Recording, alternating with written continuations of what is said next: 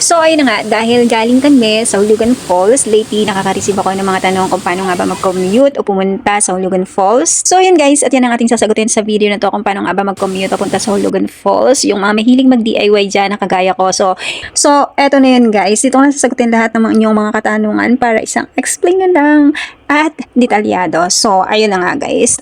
So, ayun guys, for DIY and commute, nag-meet kami ng aming mga kasama dito sa Hilpuyat, Buendia Station, Jackliner, dahil dito yung may sakayan na Santa Cruz, Laguna. So, yun, dito kami nag-meet. So, bali yung Hulugan Falls is bound to Laguna, Luisiana, Laguna to be exact. So, yun, bali ang hanapin nyo na signboard o sasakayan nyo na bus is yung pa Santa Cruz, Laguna. So, yun, sumakay kami ng bus going to Santa Cruz, Laguna, and then nagpababa kami sa Pagsawitan. Basta sabihin nyo lang doon sa conductor na ibaba kayo sa sakayan ng jeep patungo o papunta sa Lucban, Quezon. And then, pagbaba nyo ng Pagsawitan or dun sa sakayan ng Lucban, Quezon, sakay naman kayo ng jeep. Dun mismo kayo ibababa ng driver or ng conductor dun sa mismong sakayan ng Lucban, Quezon, kasi dumadaan talaga dun yung bus na pa Santa Cruz. So yun. And then, pag sakay nyo ng jeep, sabihin nyo kay Kuya Driver na ibaba kayo sa Luisiana, Laguna, Hulugan Falls. Sabihin nyo na pupunta ka ng Hulugan Falls and ibababa kayo mismo dun sa pasukan o entrance papunta dun sa Hulugan Falls.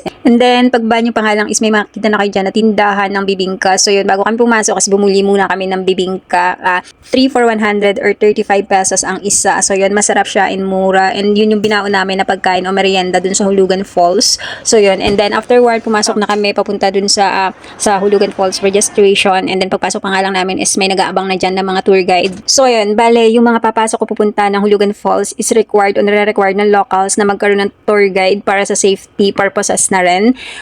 Yung tour guide nila is nagre-range o nagkakahalaga ng 500 pesos, and bahala na kayo kung gusto nyo magbigay ng tip. And then afterward namin na mabigyan dyan, and after na mabigyan kami ng tour guide, sumakay kami ng tricycle para pumunta dun sa environmental or magbayad ng environmental fee, which is 70 pesos, and then magpark na rin ng sasakyan ng mga kasama ko. Bali, yung parking nila dito kapag car o kotse is 40 pesos, and then pag motor is 20 pesos. So yun, and then after naming magbayad ng environmental fee and mag-fill in ng mga kailangang pilapan dito sa registration, is sumakay na kami ng tricycle going to jump off papunta dun sa Hulugan Falls, which is from jump off, sabi ni ate, is 20 minutes to 25 minutes, and depende rin yun sa facing or yun sa paglalakad nyo papunta dun sa Hulugan Falls, same as yung pag-akyat. So yun lang guys. So guys, yun nga palang pamasahe from Manila to Santa Cruz is 212 pesos, and then yung sa jeep from Santa Cruz or Pagsawitan to Luisiana is 45 pesos. And pag pumunta nga pala kayo dito sa Hulugan Falls, bali tatlong falls yung pupuntahan nyo. Pali yung pinaka malaki o magandang falls is yung Hulugan Falls, and then